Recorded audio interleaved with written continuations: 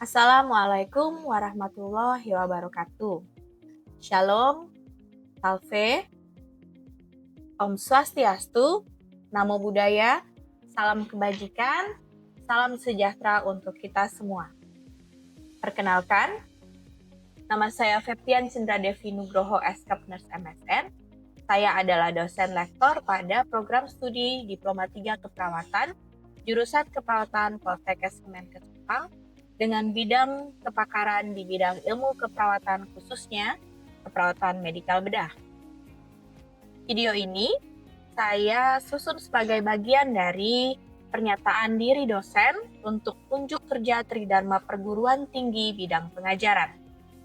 Pengajaran yang saya lakukan menggunakan pendekatan metode DIA atau Delivery, Interaction, dan Assessment.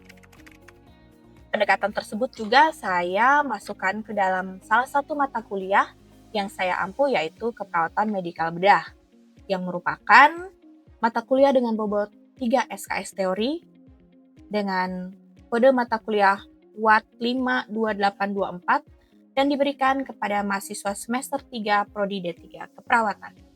Mata kuliah ini menguraikan tentang konsep dan perspektif keperawatan medikal bedah, perawat medikal bedah, pengenalan program pemerintah dalam penanggulangan penyakit tropis, HIV/AIDS, dan penyakit endemik.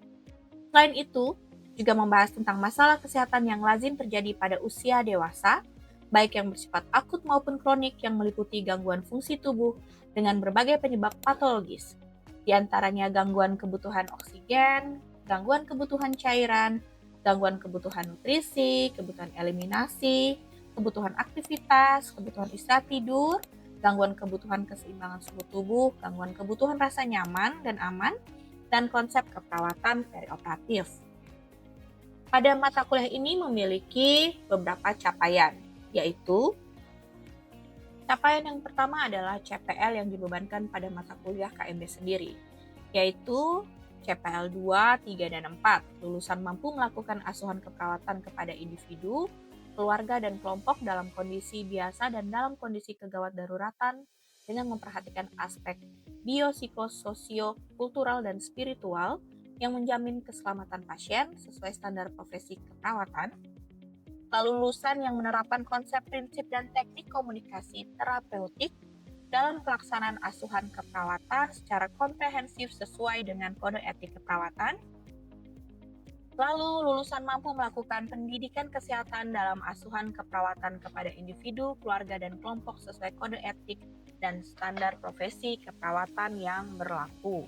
Mata kuliah ini juga memiliki CPMK, yaitu yang pertama, mahasiswa mampu memahami konsep dan perspektif keperawatan medikal bedah, mampu memahami peran perawat medikal bedah dalam kebijakan pelayanan kesehatan, mampu memahami tentang pengelolaan penyakit tropis, infeksi endemis HIV/AIDS, gangguan kebutuhan oksigen patologis sistem pernafasan dan kardiovaskuler, gangguan kebutuhan nutrisi akibat patologis sistem perkemihan dan metabolik endokrin, gangguan kebutuhan cairan akibat patologis sistem pencernaan dan perkemihan, serta mampu menguraikan gangguan kebutuhan aktivitas akibat patologis sistem muskuloskeletal, persyarafan, dan indera, gangguan kebutuhan istirahat dan tidur akibat patologis sistem persyarafan dan integumen, gangguan kebutuhan suhu tubuh akibat patologis berbagai sistem tubuh, gangguan kebutuhan rasa aman nyaman, serta akibat patologis sistem integumen dan imun, gangguan pemenuhan kebutuhan tubuh akibat tindakan operatif.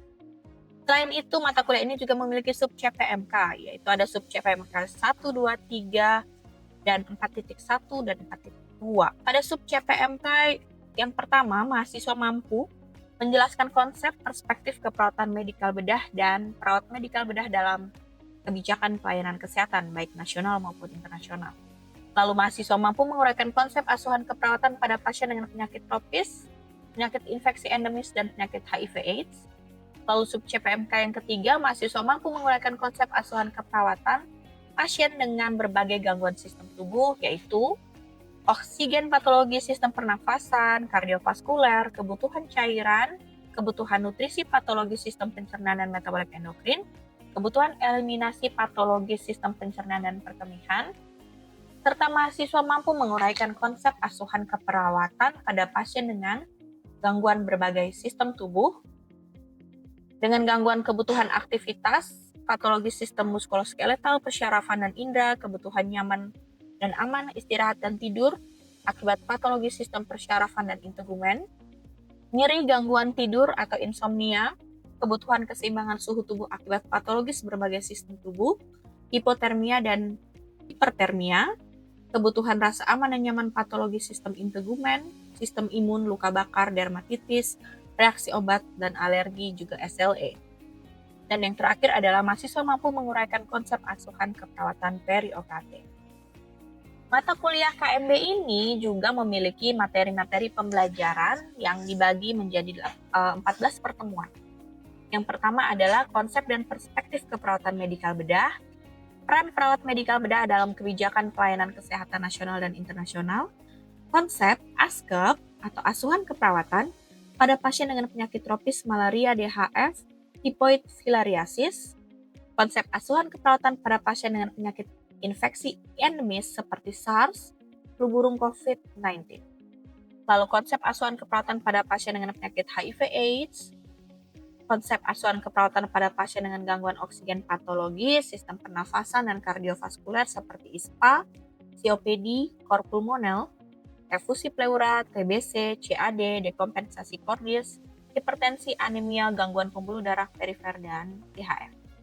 Lalu pada pertemuan ke-7 ada konsep asuhan keperawatan pada pasien gangguan kebutuhan cairan, pyelonephritis, glomerulonefritis, nephrotic syndrome, batu saluran kemih, gagal ginjal, dan diabetes insipidus. Pada pertemuan ke-8 ada konsep asuhan keperawatan pada pasien dengan gangguan kebutuhan nutrisi, patologi sistem pencernaan dan metabolik endokrin, ulcus pepticus, gastroenteritis, tifus abdominalis, kolitis, hemoroid, hepatitis, obstruksi intestinal, dan yang akan saya bawakan nanti adalah tentang diabetes mellitus. Kemudian ada juga konsep asuhan keperawatan pada pasien konstipasi, inkontinensia urin alfi, hipertrofi prostat, batu ginjal, TA ginjal, gagal ginjal, dan juga CA kolon. Ada konsep asuhan keperawatan pada sistem muskuloskeletal, persyarafan, dan indera seperti pada ASKEP pasien osteomielitis, osteoporosis, fraktur, amputasi, stroke, ensefalitis, meningitis, trauma kepala, trauma medula spinalis, polio, tetanus, otitis, mastoidistis, katarak, dan glaukoma. Kemudian ada juga untuk konsep asuhan keperawatan pada pasien dengan gangguan kebutuhan aman, nyaman, istirahat, dan tidur akibat patologis sistem persyarafan dan integumen seperti pada pasien nyeri dan gangguan tidur insomnia. Kemudian pada asuhan keperawatan pasien dengan hipotermi, hipertermi, pasien dengan gangguan sistem imun dan juga sistem integumen seperti luka bakar, dermatitis, reaksi obat, alergi, dan SLE. Dan yang terakhir adalah konsep asuhan keperawatan perioperatif. Untuk mencapai capaian-capaian tersebut, proses pembelajaran KMB dirancang menggunakan pendekatan student center learning. Mahasiswa tidak hanya menerima materi melalui ceramah interaktif, tetapi juga dilibatkan dalam diskusi kelompok, studi kasus, problem-based learning, presentasi, dan penugasan. Dengan pendekatan ini, diharapkan mahasiswa mampu mengembangkan kemampuan berpikir kritis dan juga clinical reasoning dalam menyelesaikan berbagai kasus keperawatan yang akan ditemui di lahan praktik. Untuk evaluasi sendiri, evaluasi pembelajaran dilakukan secara berkelanjutan melalui asesmen formatif maupun sumatif. Untuk evaluasinya meliputi keaktifan mahasiswa dalam diskusi, penugasan individu, dan juga penugasan kelompok. Selain itu juga ada kuis, ada ujian mid semester, dan juga final test. Penilaian juga tidak hanya berfokus pada penguasaan pengetahuan saja, tetapi juga kemampuan untuk menganalisa, pemecahan masalah, komunikasi, dan pengambilan keputusan klinis. Baik, mari kita mulai pembelajaran kita. Selamat pagi semuanya. Oke, sesuai dengan perjanjian kita sebelumnya, sekarang kita masuk ke pertemuan yang ke-7 ya. Tetap sama saya, Ibu Septian. Pada pertemuan ini kita akan mempelajari tentang materi yang ada di depan, konsep asuhan keperawatan pasien diabetes mellitus. Sebelum kita masuk ke perkuliahan kita, saya memberikan waktu untuk kita semua berdoa dulu. Doa dimulai. Amin, doa selesai. Oke, supaya kita semakin semangat, yel-yel dulu sebelum masuk ke materi ya. Semangat pagi! Pagi, pagi, pagi, luar biasa. Oke, tepuk tangan. Oke, terima kasih yel-yelnya. Saya lihat kalian sudah semangat. Mari kita masuk ke dalam materi kita pada pagi hari ini. Hari ini kita akan mempelajari tentang diabetes mellitus. Nah, diabetes mellitus ini adalah materi kita pada pertemuan yang ketujuh, di mana pada pertemuan ketujuh ini saya mengharapkan kalian dapat menguraikan tentang konsep asuhan keperawatan diabetes mellitus setelah selesai pembelajaran. Sebelum kita masuk ke asuhan keperawatan, seperti biasa kita mempelajari dulu tentang konsep diabetes mellitus itu sendiri. Dimulai dari apa itu diabetes mellitus, manifestasi klinisnya, komplikasi, etiologinya, lalu bagaimana tata laksana DM itu sendiri khususnya untuk keperawatan. Sebagai perawat, apa yang bisa kalian lakukan? Kemudian kita akan masuk ke dalam asuhan keperawatan DM. Sebelum kita masuk nih tentang DM, siapa yang bisa memberikan Ibu ide? Yang kalian pahami DM itu atau diabetes mellitus itu apa? Atau mungkin kalian mengetahui nama lainnya? Atau apapun, anything tentang diabetes silahkan. Ada yang mau angkat tangan? Silahkan Nova. Diabetes mellitus kata lainnya kencing manis, Ibu. Oke, baik. Kencing manis ya. Oke, baik. Terima kasih Nova. Siapa lagi mau memberikan pendapatnya? Saya, Bu. Silakan Marcel. Diabetes ini diakibatkan karena gangguan kerja insulin. Ya, terima kasih Marcel. Sekarang kita masuk ke slide selanjutnya. Apa yang kalian katakan tadi, pendapat dari kalian itu semuanya benar ya. Jadi DM itu sendiri, kalau di masyarakat luas sering dikenal dengan istilah kencing manis dan ada hubungannya dengan tadi gangguan dari sekresi insulin sendiri. Nah, ini di slide ini bisa kalian lihat diabetes mellitus itu umumnya dikenal dengan penyakit kencing manis atau penyakit gula kata orang. Penyakit ini juga berhubungan dengan kenaikan kadar gula dalam darah manusia melebihi batasan normal dan bersifat progresif. Kemudian pada slide selanjutnya ini adalah hasil dari pemeriksaan. Jadi kalau dikategorikan diabetes itu seperti apa ya? Nah, kalian bisa lihat pada slide ini ya. Kalau misalnya dia rentangnya itu lebih di atas, berarti dia masuk ke kategori DM ya, hiperglikemik. Sedangkan kalau misalnya dia ada di level bawah, itu namanya hipo. Ya, setelah kalian mengetahui kadar glukosa dalam darah yang normal tadi, kita akan masuk ke slide selanjutnya yang akan membahas tentang klinikal manifestasi dan juga tipe-tipe dari diabetes mellitus. Siapa yang bisa menjawab Ibu ke klinikal manifestasi yang umum dirasakan oleh pasien DM, yaitu 3P. Silahkan. Saya, Ibu. Baik, Ibu, yang pertama itu ada poliuria, yang dimana itu sering buang air kecil terutama pada malam hari. Dan juga yang kedua ada polidipsia, yang dimana itu nanti akan sering merasa haus dan minum lebih banyak dari biasanya. Dan lalu yang ketiga itu ada polifagia, di mana nanti itu sering merasa lapar meskipun sudah makan. Oke, terima kasih untuk kalian yang dari tadi sudah menjawab. Kita kasih tepuk tangan lagi biar tepuk semangat. Ya, benar sekali ya. 3P itu adalah poliuri, polifagi, dan polidipsi. 3P ini adalah sesuatu yang umum yang kalian temui pada pasien-pasien DM. Di sini saya juga mau menyampaikan, kenapa sih kita harus belajar diabetes mellitus? Karena memang jumlah pasiennya itu meningkat dari tahun ke tahun. Nah, ini ada data di seluruh dunia. Diperkirakan saat ini itu ada sebanyak 537 orang 537 juta orang dewasa di seluruh dunia dengan DM.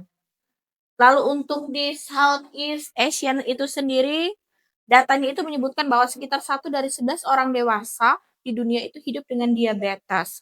dan diperkirakan akan meningkat menjadi 113 juta pada tahun 2030, di mana itu sebentar lagi ya 2030, dan 151 juta pada tahun 2045. Saya juga menyertakan data di Indonesia supaya sebagai calon-calon perawat profesional nih, kalian itu mengetahui bahwa aduh kayaknya DM ini memang harus sesuatu yang kita berikan perhatian lebih ya. Ini data dari Indonesia juga sangat mencengangkan, bisa kalian baca. Dan ini yang ada di Kota Kupang. Jadi di sini saya sertakan data pada tahun 2024 ada sekitar 56% orang dengan diabetes itu mengalami distress. Jadi diabetes itu sendiri dia itu tidak hanya memberikan dampak kepada fisik, tetapi juga memberikan dampak terhadap psikologis. Karena segala macam untuk orang DM itu dia harus berubah jadinya. Kenapa begitu? Contoh, pasien DM itu tadi kalian bilang ada 3P Ibu, poliuri, polifagi, polidipsi. Nah, itu baru 3P. Teman-teman yang lainnya belum disebutkan tadi ya. Tapi pasti kalian sudah membaca sebelumnya bahwa orang-orang DM itu juga mengalami fatigue atau kelelahan. Dia juga jadi mudah mengantuk, tenaganya itu jadi kurang. Jadi orang yang dengan DM itu mungkin sebelumnya dia sangat aktif, tiba-tiba dia harus mengurangi kegiatannya. Itu dia tuh sangat sosialita, dia kemana-mana, dia nongki kemana-mana, tetapi karena dia punya DM, ya dia pasti harus mengurangi level nongkrong-nongkrongnya itu, kopi-kopinya, gula-gulaannya, boba-bobanya pasti dikurangi, pasti itu akan menimbulkan distress sendiri. Belum dengan peran yang lainnya, misalnya dia sebagai seorang ayah atau seorang ibu yang harus mengurus rumah tangganya, mengurus anak-anaknya, tetapi kemudian karena penyakit DM itu sendiri cepat membuat lelah, mereka menjadi kesulitan untuk melaksanakan aktivitas sehari-harinya. Lalu berikut ini adalah komplikasinya. Diabetes itu merupakan penyebab utama kebutaan, gagal ginjal, serangan jantung, stroke, dan juga amputasi. Di slide saya ini saya menyertakan juga dengan ininya ya, persen-persenannya ya, data-datanya ya. Lalu di DM itu ada 2 jenis komplikasi DM, yang tadi itu adalah traditional complication atau komplikasi yang terjadi tradisional yaitu stroke dan teman-temannya tadi. Lalu ada juga sekarang yang namanya emerging complication. Nah, komplikasi yang emerging itu tadi adalah komplikasi yang terjadi di pasien-pasien kanker, infeksi, disabilitas fungsional dan kognitif, ada juga penyakit hati dan gangguan afektif. Selain itu, kanker dan demensia itu juga sekarang itu menjadi penyebab utama kematian pada orang dengan diabetes mellitus di beberapa negara. Dan terdapat hubungan yang signifikan antara DM dan berbagai komorbiditas, termasuk penurunan kognitif, disabilitas fungsional, gangguan afektif, apnea tidur obstruktif, dan juga penyakit hati. Nah, sekarang kita masuk ke peran perawat. Sekarang kalau kalian membayangkan kalian menjadi seorang perawat profesional nih, sudah jadi nih. Kalian harus melaksanakan ini semua, mengajarkan ini semua ke pasien DM. Tetapi sebelum kita masuk ke 7 pilar tata laksana DM ini, saya ingin bertanya lagi. Apa yang kalian lakukan atau apa yang sebaiknya kalian lakukan untuk orang-orang yang masih sehat sebelum dia harus melaksanakan 7 pilar ini? Ya baik, siapa yang mau menjawab? Angkat tangan. Saya Ibu, Silakan In. memberikan edukasi tentang penyakit diabetes mellitus, memberikan edukasi tentang bagaimana, pola makan yang sehat, gaya hidup yang sehat, Ibu. Oke, terima kasih In. Betul sekali itu adalah tindakan preventif ya. Jadi sebelum orang itu kena DM, sebaiknya kita sudah memberikan preventif dulu. Terutama dari usia-usia yang masih aktif, usia-usia muda seperti usia-usia kalian, usia adik-adik kalian di SMA, SMP, dan juga memberikan tindakan edukasi itu kepada orang tua yang masih memiliki anak kecil karena mereka masih mempersiapkan makanan-makanannya untuk anak-anaknya.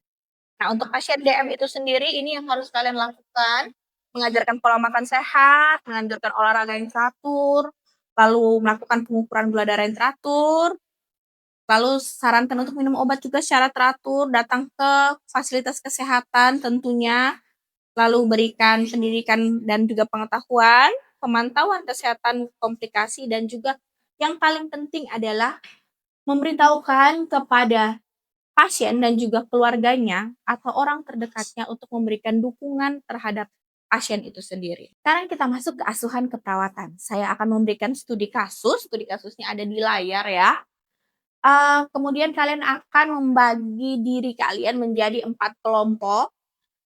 Kelompok pertama akan membahas tentang hasil asesmen ini dari studi kasus, lalu kalian kelompokkan mana data subjektif, mana data objektif.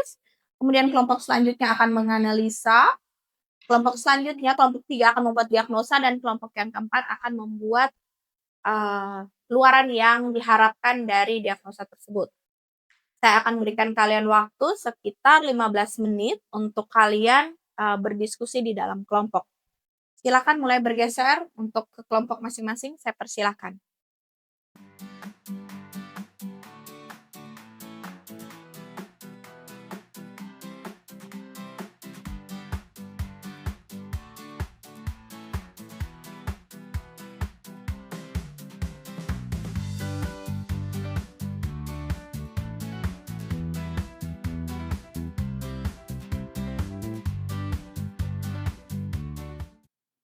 Oke, 15 menitnya sudah selesai. Saya lihat rata-rata semua sudah memiliki jawaban.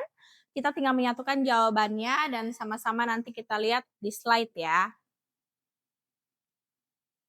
Oke, sekarang semua jawaban kalian sudah dirangkum, sudah ada disatukan di dalam slide yang ada di depan. Saya minta perwakilan 1 orang untuk mewakilkan keseluruhan kelompok untuk mempresentasikan hasil diskusinya. Saya persilahkan, Iin boleh silakan.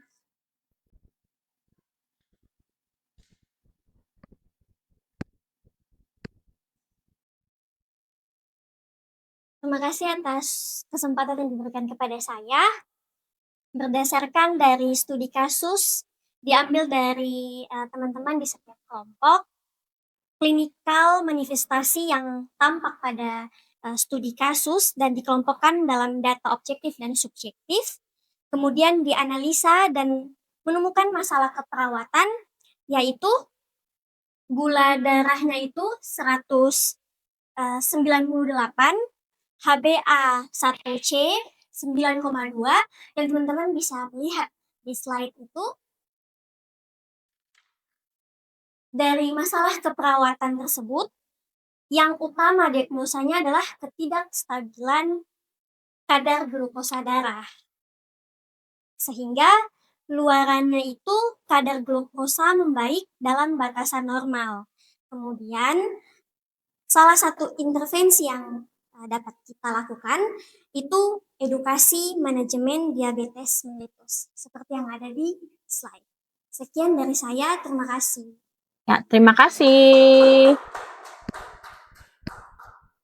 Terima kasih ya Iin sudah mensummary diskusi kelas kita pada hari ini. Ya, baik, karena kita sudah selesai dengan studi kasus dan kalian sudah bisa menjawab apa yang saya instruksikan di studi kasus, kalian sudah melakukan diskusi yang sangat baik. Sekarang kita masuk ke sesi terakhir nih dari perkuliahan kita. Saya mau menanyakan ke kalian, sejak dari tadi, mulai dari konsep tentang diabetes mellitus sampai dengan asuhan keperawatan. Ya, silakan. Yang mau bertanya silakan. Ya, Alex silakan. Ibu, sebagai mahasiswa perawat, tindakan apa yang harus dilakukan oleh kami untuk mengurangi angka diabetes mellitus? Ya, pertanyaan yang bagus sekali. Kalau menurut saya, langsung saya jawab ya. Kalau menurut saya yang bisa kalian lakukan ini adalah sebuah tindakan preventif. Sama seperti diskusi kita sebelumnya, kalau kita tuh harus lakukan preventif dulu untuk menurunkan angka diabetes mellitus. Khususnya preventif yang dilakukan sejak dini.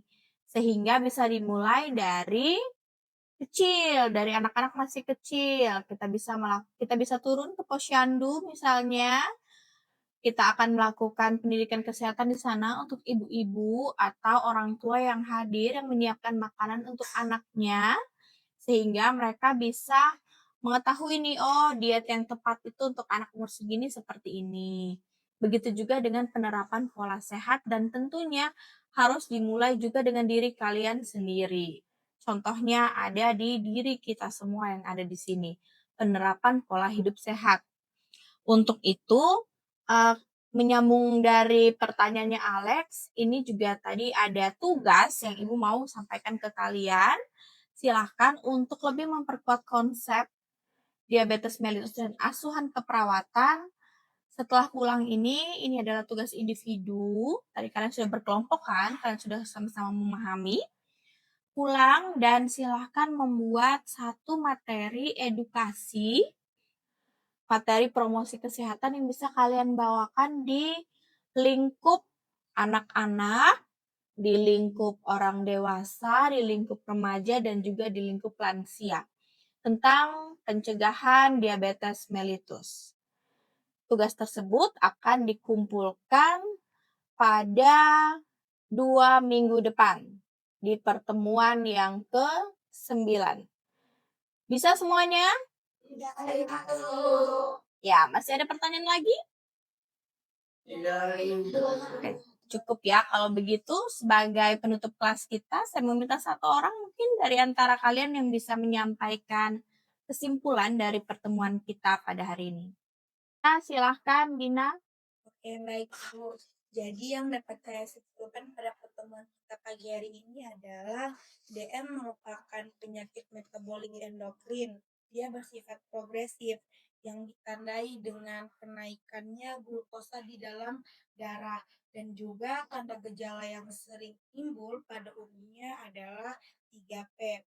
DM juga terdapat beberapa tipe, ada tipe 1, tipe 2, dan juga gestasional.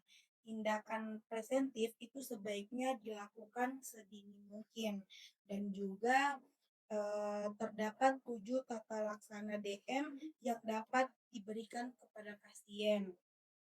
Asuhan keperawatan yang dilakukan itu meliputi pengkajian, analisa data, terus itu penegakan diagnosa, perencanaan, dan juga implementasi dan evaluasi. Ya, terima kasih. Kita berikan applause untuk Dina. Kesimpulannya sudah luar biasa ya. Saya hanya menambahkan saja. Untuk asuhan keperawatannya, jangan lupa juga umumnya untuk orang DM pasti ada masalah keperawatan ketidakstabilan kadar glukosa dalam darah, tetapi tidak mengesampingkan tanda dan gejala yang lain. Jadi, masing-masing kasus itu harus kalian analisa dan cerna dengan baik. Untuk itu, pelajaran kita pada hari ini sudah selesai. Saya mengucapkan terima kasih banyak atas partisipasi yang sangat aktif di kelas ini. Bangga sekali saya bisa ada di kelas ini. Dan sampai kita bertemu lagi di pertemuan selanjutnya. Karena tadi kita membuka dengan doa, saya menutup juga dengan doa. Mari kita berdoa. Berdoa selesai.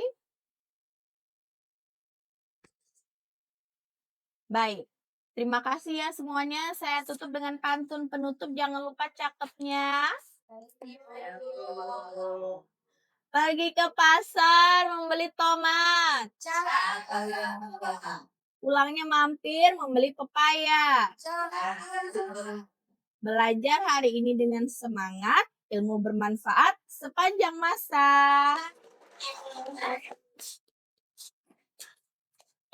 Oke, kelas, kita akan bertemu kembali pada pertemuan selanjutnya dengan topik sesuai dengan yang ada di RPS. Terima kasih semuanya. Selamat pagi dan salam sejahtera untuk kita semua. Demikian potret pembelajaran mata kuliah keperawatan medikal bedah pada Prodi D3 Keperawatan jurusan Keperawatan Poltekkes Kemenkes Kupang. Terima kasih.